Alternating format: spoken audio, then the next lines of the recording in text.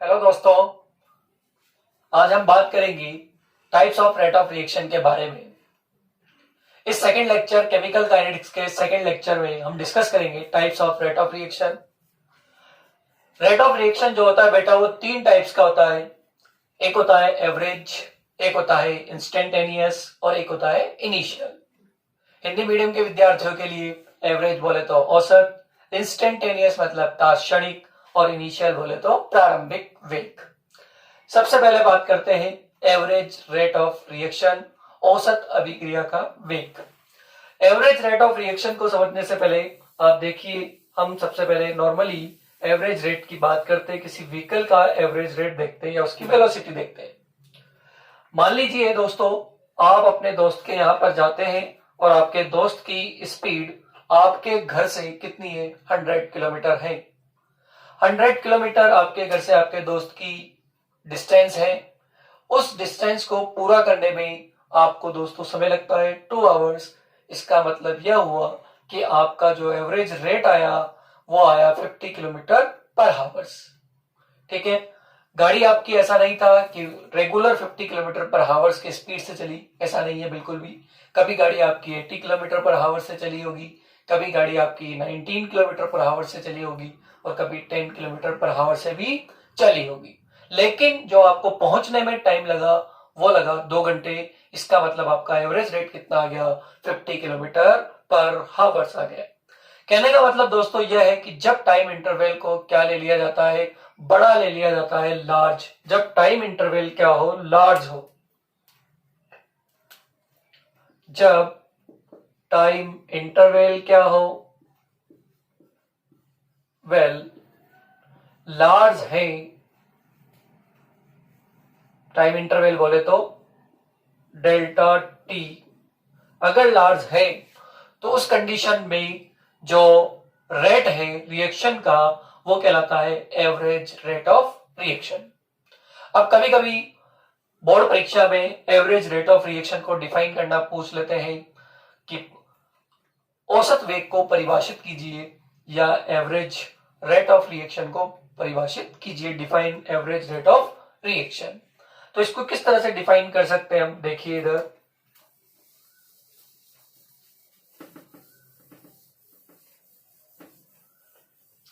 कि rate is measured over on a long time interval. Rate is measured on a long time interval, तो that is called the average rate of reaction. ठीक है दोस्तों, अब average rate of reaction को हम किस तरह से रिप्रेजेंट करेंगे? R average. Average rate of reaction is equal to delta C upon delta T plus minus. Delta C क्या है? Change in concentration. Delta T क्या है? Time interval. जब टाइम इंटरवल ज्यादा है तो रेट ऑफ रिएक्शन कौन सा कहलाएगा? एवरेज कहलाएगा। ठीक है, इसको देखिए। अब आगे हम इसको ग्राफ के माध्यम से कैसे देखेंगे, कर्व के माध्यम से भी देख सकते हैं। देखिए कैसे, ये मेरे पास मैं एक ग्राफ प्लॉट कर रहा हूं। यहां पर मैंने ये टाइम लिया है और यहां पर मैंने ये कंसंट्रेशन ली है रिएक्टेंट की। ये टाइम और ये कंसंट्रेशन। जब हम अगर रिएक्टेंट के लिए बात करेंगे तो रिएक्टेंट के लिए हमारा कर्व इस तरह का आएगा। ठीक है, अब देखिए इस कर्व पर हम क्या करते हैं? 2 पॉइंट्स ले लेते हैं। एक पॉइंट ये ले लिया हमने और एक पॉइंट ये ले लिया। यहां पर इसकी कंसंट्रेशन ये, सपोज मान लीजिए टाइम कितना है हमारा? T1 है। तो T1 टाइम पर रिएक्टेंट की कंसंट्रेशन कितनी आ गई दोस्त? R1 आ गई।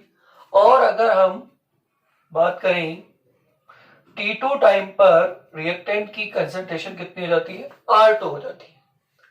तो ये यहां से यहां तक T2 माइनस T1 जो है वो क्या हो जाएगा? टाइम इंटरवल हो जाएगा। और ये R2 माइनस R1 क्या हो जाएगा? Change in concentration of reactant हो जाएगा। तो ये जो है ये हमारा कहलाएगा average rate, R average. Average rate के बारे में अगर हम बात करें तो एवरेज रेट क्या हो जाएगी हमारी? माइनस डेल्टा आर अपॉन क्या हो गया? Delta T. ठीक है, तो ये हमने रिएक्टेंट के लिए क्या निकाल लिया है, एवरेज रेट निकाल लिया है। ठीक है, तो ये आप इस तरह से रिएक्टेंट के लिए क्या कर सकते हैं, एवरेज रेट पता कर सकते हैं। यहां पर ये टाइम इंटरवल ज्यादा है। इसके बाद हम बात करते हैं प्रोडक्ट के लिए। देखिए, प्रोडक्ट के लिए भी टाइम और कंसंट्रेशन में किस तरह का ग्राफ प्राप्त होता है उसको हम देखेंगे।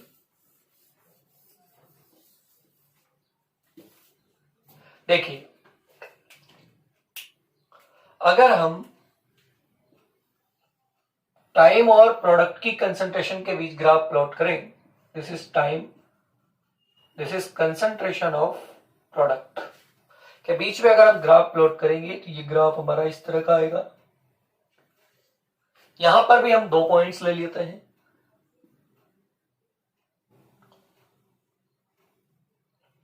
ये लीजिए,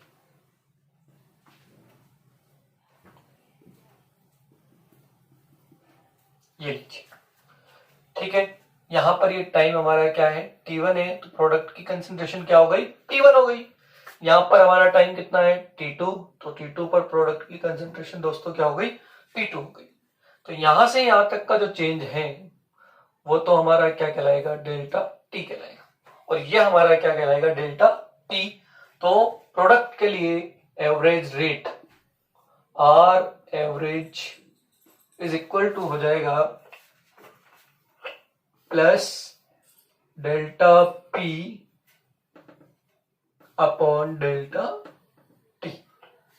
तो इस तरह से हम प्रोडक्ट के लिए भी क्या लिख सकते हैं, रेट लिख सकते हैं। ओके, समझ गए सब। चलिए बात करते हैं, इस तरह से एवरेज रेट ऑफ रिएक्शन हो गया हमारा।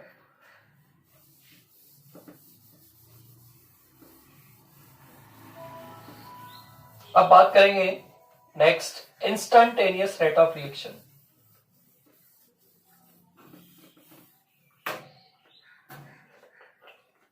सेकेंड नंबर पर आता है इंस्टंटेनियस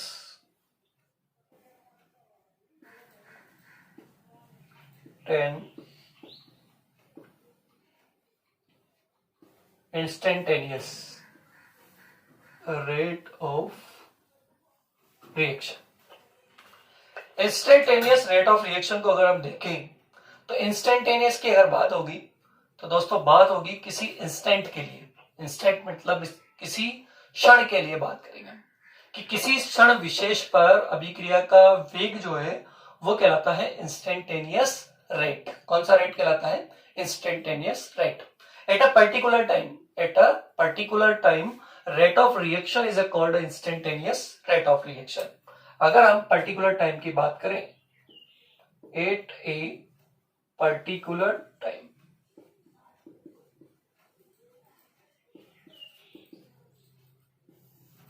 पर्टिकुलर टाइम पर जो रेट ऑफ रिएक्शन है वो इंस्टेंटेनियस रेट कहलाएगा। पर्टिकुलर टाइम है, इसका मतलब ये हुआ कि जो टाइम इंटरवल है, कौन सा इंटरवल है, टाइम इंटरवल, वो क्या होगा, वेरी स्मॉल होगा। वेरी स्मॉल टाइम इंटरवल पर जो रेट ऑफ रिएक्शन है वो कहलाता है इंस्टेंटेनियस रेट ऑफ रिएक्शन। और instantaneous rate of reaction is very important for board exam. Board exam में इसकी डेफिनेशन पूछी जाती है कि what is instantaneous rate of reaction. तो आप क्या लिखेंगे, eight a particular time rate of reaction is called instantaneous rate of reaction. Understood. Instantaneous rate को कैसे रिप्रेजेंट करते हैं, देखो किस तरह से लिखते हैं इंस्टेंटेनियस का मतलब हुआ टाइम इंटरवल में बहुत कम परिवर्तन हुआ। जब टाइम इंटरवल में बहुत कम परिवर्तन होगा तो कंसंट्रेशन में भी क्या होगा, बहुत ही कम परिवर्तन होगा।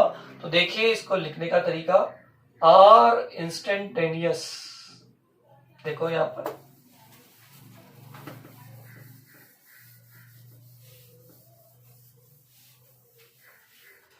इसको लिखने का तरीका कैसे है दोस्तों, R instantaneous is equal to, सबसे पहले आप लिमिट लगा दीजिए, limit delta T approaching to the zero. Delta T किसको अप्रोच कर रहा है, जीरो को, क्योंकि टाइम इंटरवल बहुत कम है। तो यहां पर आ जाएगा plus minus delta C upon delta T. या तो ऐसे लिख सकते हैं या फिर आप R instantaneous is equal to, आप लिख सकते हैं लिमिट विमिट नहीं लगाएंगे तो आप क्या लिख सकते हैं directly D C upon D T plus minus. तो इस तरह से आप इंस्टेंटेनियस रेट को लिख सकते हैं। ठीक है, इंस्टेंटेनियस मतलब डीसी क्या है, बहुत कम परिवर्तन इन कंसंट्रेशन, सूक्ष्म चेंज बहुत कम, very small change in concentration. And dt क्या है, very small change in time. आई बात समझ में सबके, कोई दिक्कत है? तो ये हो गया आर इंस्टेंटेनियस। देखिए इधर आगे आर इंस्टेंटेनियस को भी हम ग्राफ से रिप्रेजेंट करें, देखो कैसे।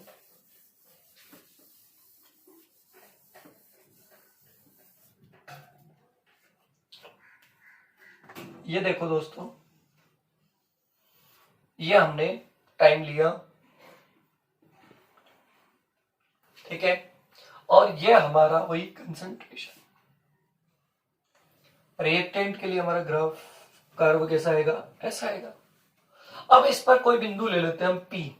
तो इस बिंदु P पर हमें क्या निकालना है, या यहाँ इस टाइम पर, पर्टिकुलर टाइम पर इंस्टेंटेनियस रेट पता करनी है।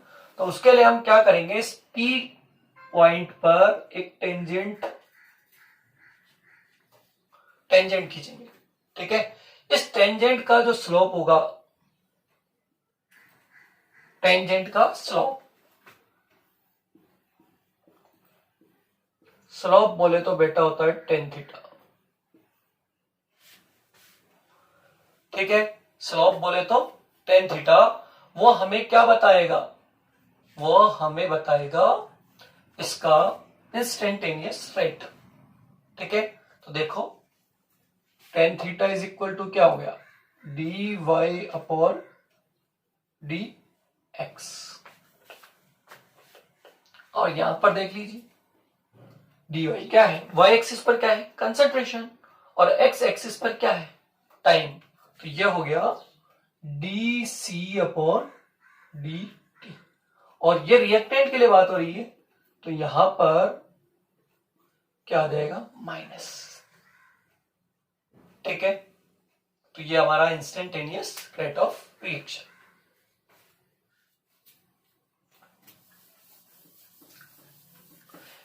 सिमिलरली अगर हम प्रोडक्ट के लिए बात करें, तो प्रोडक्ट के लिए क्या हो जाएगा,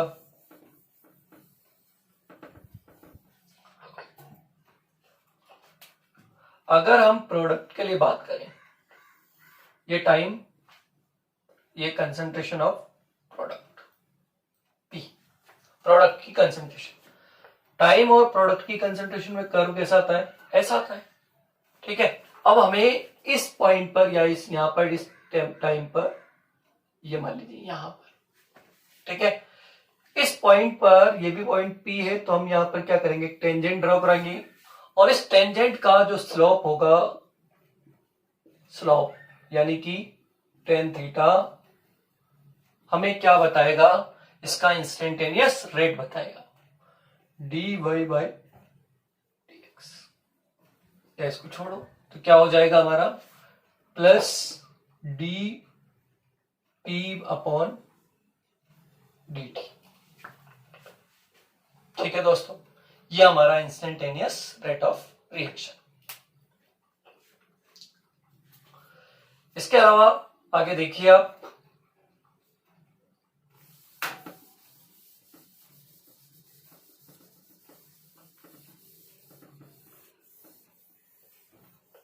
थर्ड नंबर पर आता है हमारा इनिशियल रेट ऑफ रिएक्शन।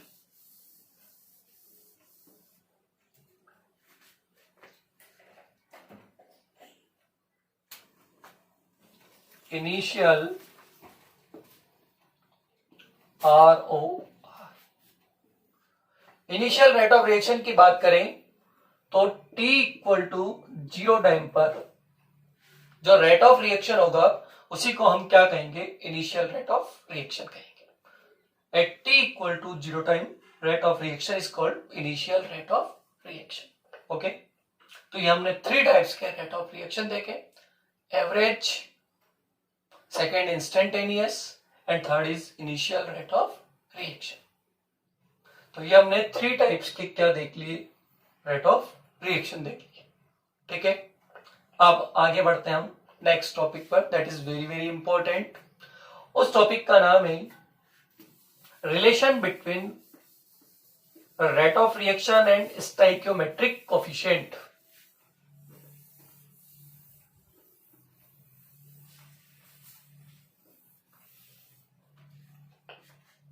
देखिए ये बहुत इंपॉर्टेंट है, रिलेशन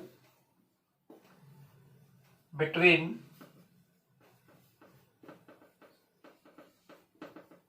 ROR एंड स्टोइकियोमेट्री।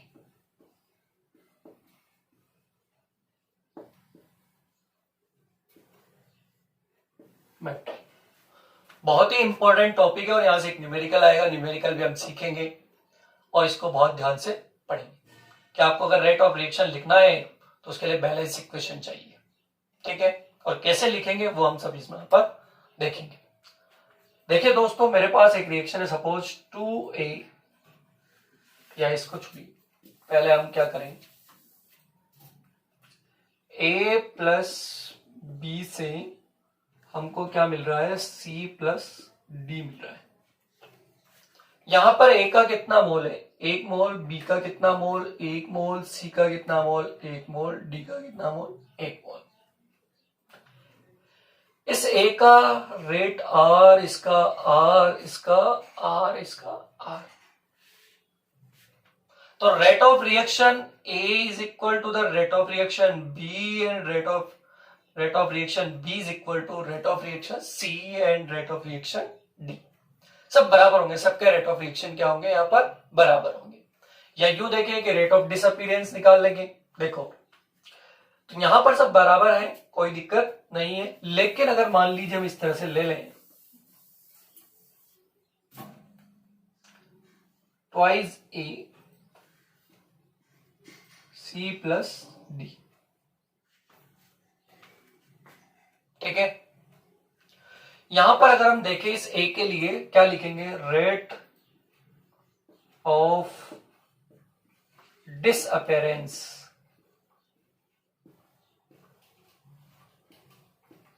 या आप कंजप्शन बोल सकते हैं, या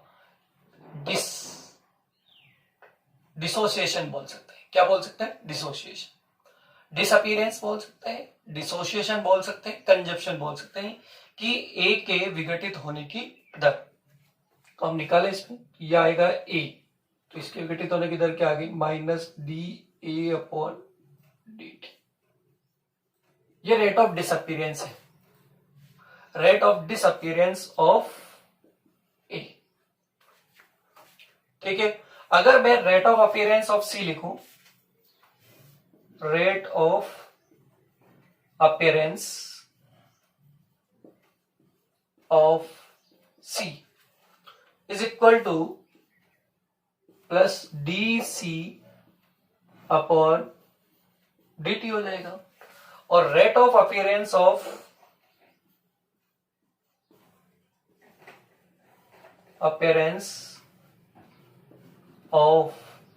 D लिखे तो ये भी क्या हो जाएगा, प्लस dD/dt हो जाएगा।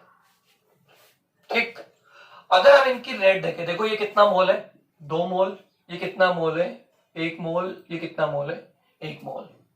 इसका रेट क्या हो गया, 2R, इसका क्या हो गया, R, और इसका क्या हो गया, R। तो मुझे ये बात बताइए कि आप -dA/dt is equal to dC/dt होगा क्या, नहीं होगा ना। देखो यहां पर क्या है, अगर हम क्या करें, रेट ऑफ रिएक्शन लिखे, पूरी रेट ऑफ रिएक्शन, तो रेट ऑफ रिएक्शन अगर हमें लिखना है ROR इज इक्वल टू, तो ये जो हमने डिसअपीयरेंस और अपीयरेंस देखे इनमें आप क्या करेंगे, स्टोइकियोमेट्रिक कोफिशिएंट का क्या दे देंगे, भाग दे देंगे। स्टोइकियोमेट्रिक कोफिशिएंट से क्या कर देंगे, डिवाइड कर देंगे, तो आपके पास क्या आ जाएगा, रेट ऑफ रिएक्शन आ जाएगा। क्या आ जाएगा, रेट ऑफ रिएक्शन आ जाएगा। देखो यहां पर ये मेरे पास है -dA/dt, तो इसको क्या करें, इसमें हम क्या करेंगे, इसका स्टोइकियोमेट्रिक कोफिशिएंट क्या है, 2, तो इससे डिवाइड कर देंगे, तो ये हो गया half D A upon D T is equal to क्या हो गया, plus D C upon D T is equal to plus D upon D T.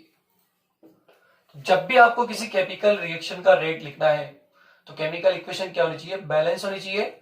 और आप क्या करेंगे, रेट ऑफ रिएक्शन में लिखते वक्त स्टोइकियोमेट्रिक कोफिशिएंट से उसको क्या कर देंगे, डिवाइड कर देंगे। तो ये बहुत इंपॉर्टेंट बात है, आपको याद रखनी है। ये तो नॉर्मल इक्वेशन थी, इसके लिए मान लीजिए। अब देखिए जैसे मेरे पास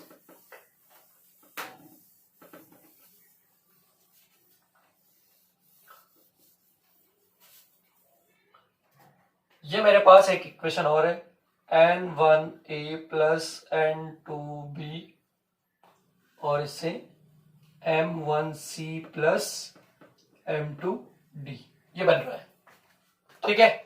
अब इसके लिए मुझे क्या लिखना है, रेट ऑफ रिएक्शन लिखना है। तो rate of reaction is equal to क्या हो जाएगा, सबसे पहले माइनस, क्योंकि ए के लिए बात करें, माइनस ये क्या है, मोल है, तो या स्टोइकियोमेट्रिक कोफिशिएंट बोल सकते हैं। तो minus 1 upon N1 D A by D T,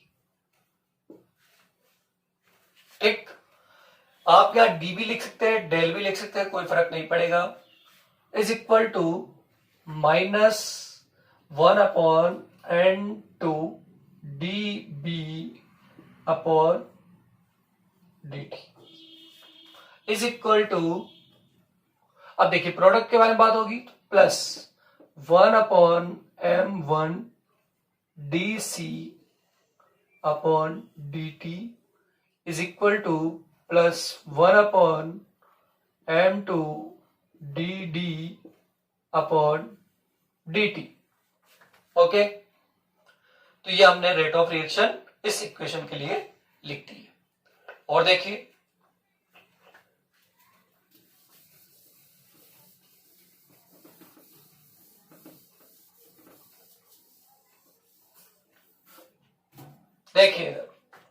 अगर मैं एक और इक्वेशन ले लेता हूं, N2 प्लस 3H2 और ये हमारा बन गया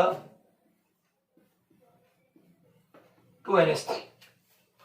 इसके लिए हमें क्या लिखनी है, रेट ऑफ रिएक्शन लिखनी है।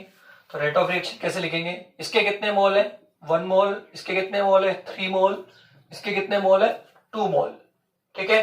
तो देखिए यहां पर minus D N2 upon D T is equal to minus 1 upon 3 D H2 upon D T. यहां पर 3 मोल थे ना, स्टोइकियोमेट्रिक कोफिशिएंट कितना है यहां पर, 3, तो हमने किससे डिवाइड कर दिया, DH2 बाई D2 को 3 से डिवाइड कर दिया, is equal to plus 1 by 2 D NH3 by dt। Okay दोस्तों, ये इसके लिए क्या हो गया, रेट ऑफ रिएक्शन हो गया इस रिएक्शन के लिए। कर लेंगे आप सब, लिख लेंगे। चलिए क्वेश्चन आपके लिए है, आप इसका रेट ऑफ रिएक्शन लिख के मुझे बताइए।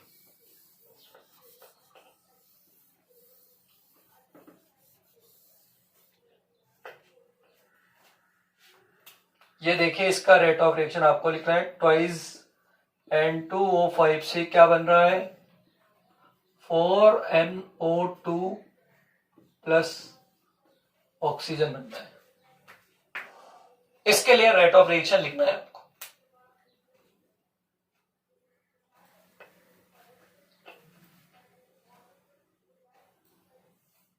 लिखा, वेरी नाइस। देखिए इधर कैसे लिखेंगे, इसके लिए माइनस N2O5 क्या है, रिएक्टेंट, तो माइनस 2 क्या है, स्टोइकियोमेट्रिक कोफिशिएंट, तो माइनस 1 बाई 2 डी, ये ROR is equal to D N2O5 upon क्या हो गया बेटा, dt is equal to plus 1 by 4 D NO2 upon dt is equal to DO2 upon dt। किस किसने लिखा? शाबाश, वेरी नाइस। देखिए अच्छा है, आगे बात करते हैं। एक लास्ट और देख लेते हैं, फिर आगे बढ़ेंगे।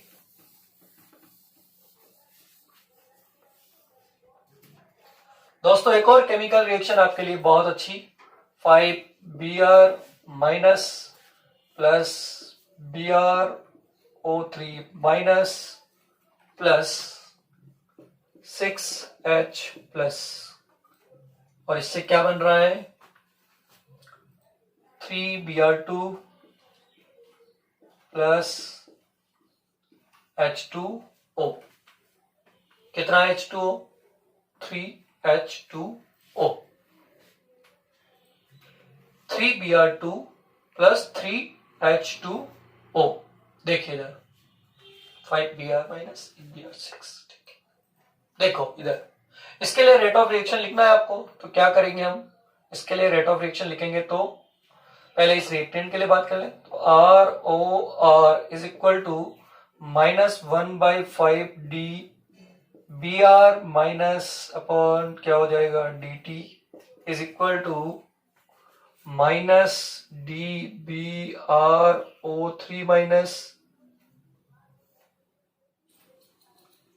अपॉन क्या हो गया dt is equal to -1/6DH plus upon क्या हो गया dt is equal to +1/3DBr2 अपॉन dt is equal to +1/3DH2O/dt।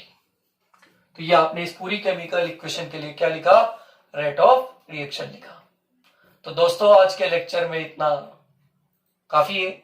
Next lecture में हम और आगे हम डिस्कस करेंगे, इस पर कुछ न्यूमेरिकल करेंगे और भी आगे कुछ बातें करेंगे।